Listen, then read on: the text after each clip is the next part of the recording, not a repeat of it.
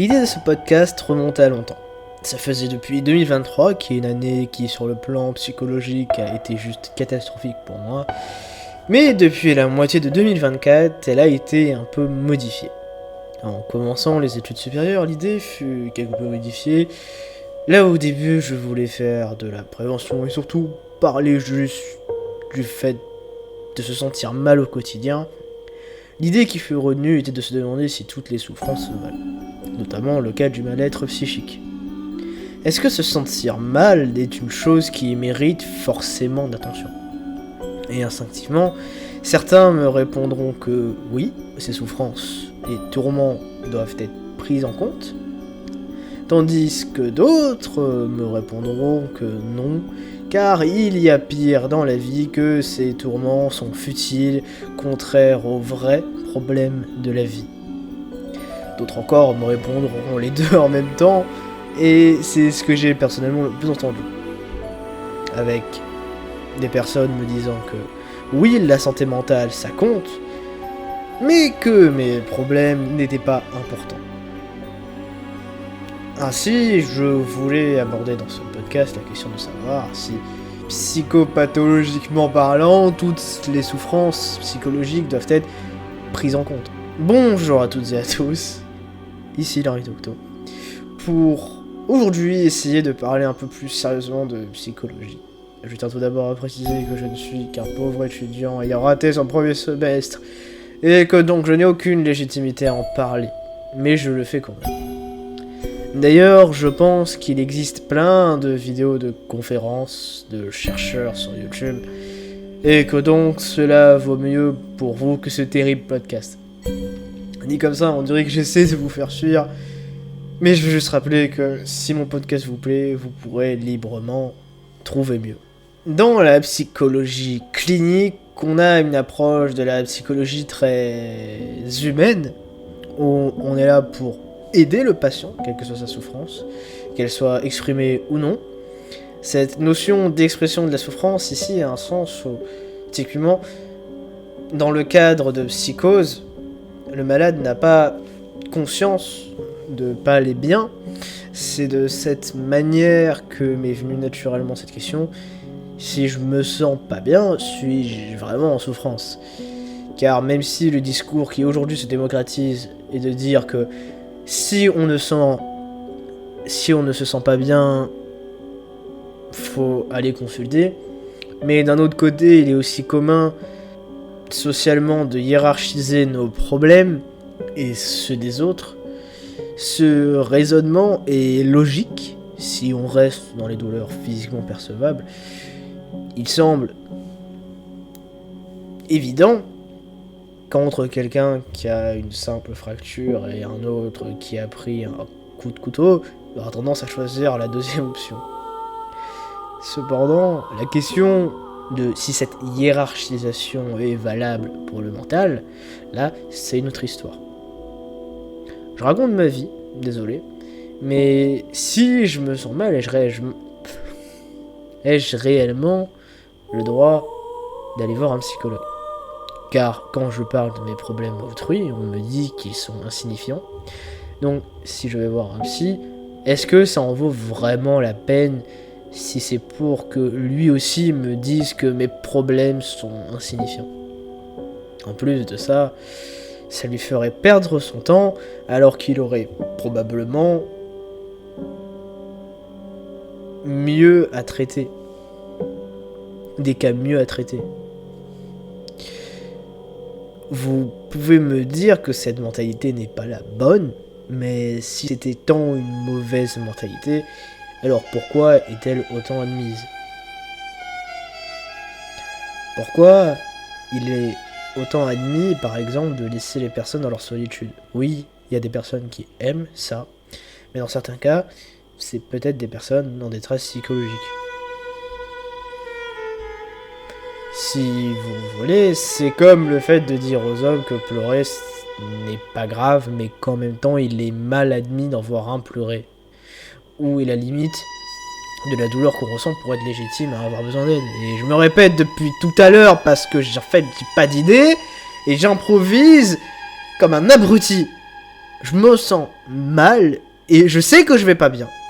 J'y arrive plus à réfléchir correctement à cause de ces pensées qui me donnent envie de disparaître pour que plus personne n'ait à me supporter.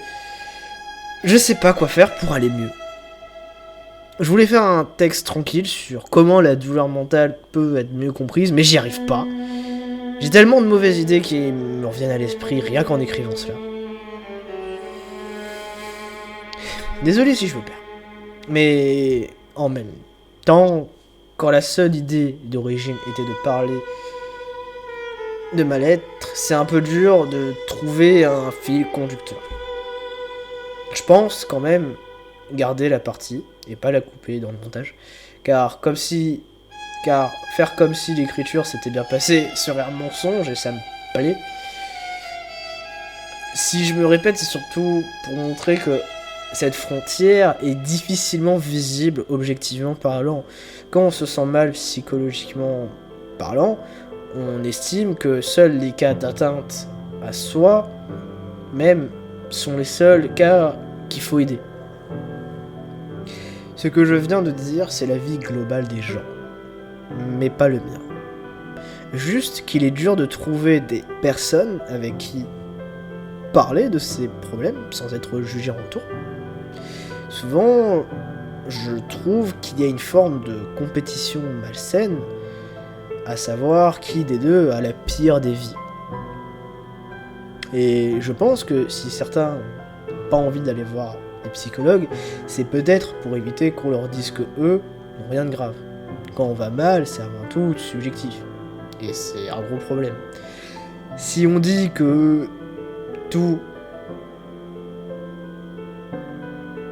toutes les mauvaises idées seraient égales à l'envie de mettre fin à ces jours, ça créerait une dissonance totale dans la logique de 90% de la population. Et puis, même si on dit que c'est ok d'aller pas bien et d'aller consulter, les solutions sont pas forcément excellentes. Prendre des médocs, je trouve pas ça ouf pour aller mieux, et faire des choses qui nous aident à aller mieux est parfois dur, quand il n'est pas impossible de les faire. Dans mon cas, ne rien faire me rend heureux, du moins essayer des choses nouvelles, mais dans 80% des cas, c'est niqué par de petites choses qui me dérangent.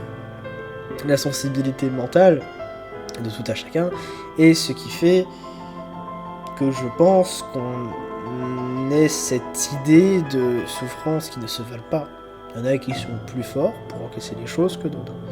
Si on est très très très sensible, qu'on est dans tous les cas pas très stable émotionnellement, là je pense qu'il n'est pas nécessaire d'ignorer cela.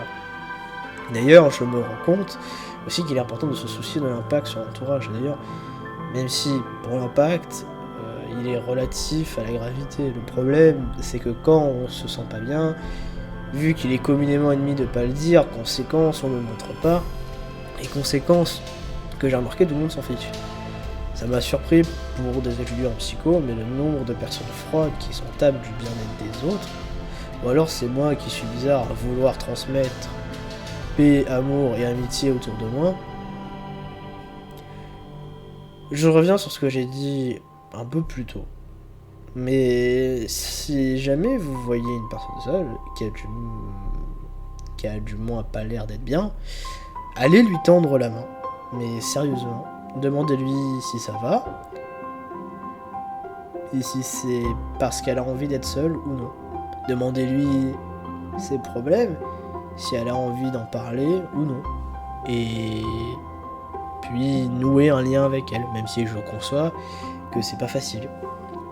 Quand je parlais de l'impact qu'on peut avoir sur autrui, par exemple, si vous vous sentez pas bien, vous pourrez peut-être être plus agaçant pour autrui. Dans mon cas, c'est ce que je suis. Dans mon cas, c'est quand je suis heureux, où vous pourrez plus vous énerver, où les gens auront peut-être marre que vous vous plaignez. Et je dis ça parce que j'ai eu récemment ce commentaire.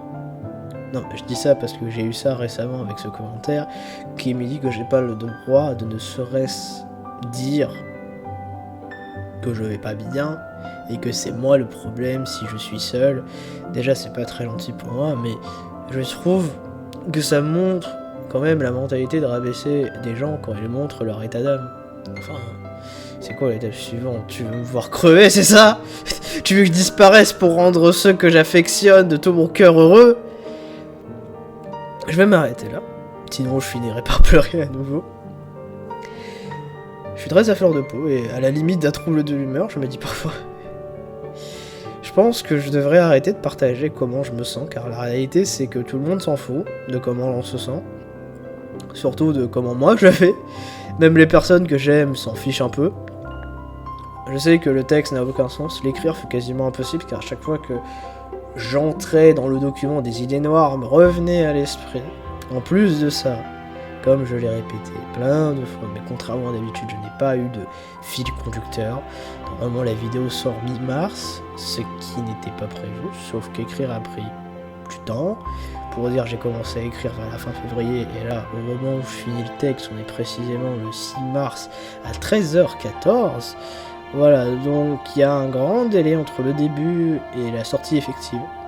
La raison de pourquoi il n'y a eu rien en février, des événements de ma vie personnelle qui m'ont beaucoup niqué le moral, et pas que le moral, aussi ma motivation. J'ai presque plus envie de faire ça. Ouais, je kiffe ça, mais jongler entre ça et tout ce qui se passe dans ma vie. On va faire un récap de tout ce qui s'est passé. J'ai eu mes résultats d'examen, qui sont pas fameux. Puis il y a le permis qui me donne envie de me fracasser le crâne. Avec mon entourage proche, ça se passe pas comme prévu. Plein de choses.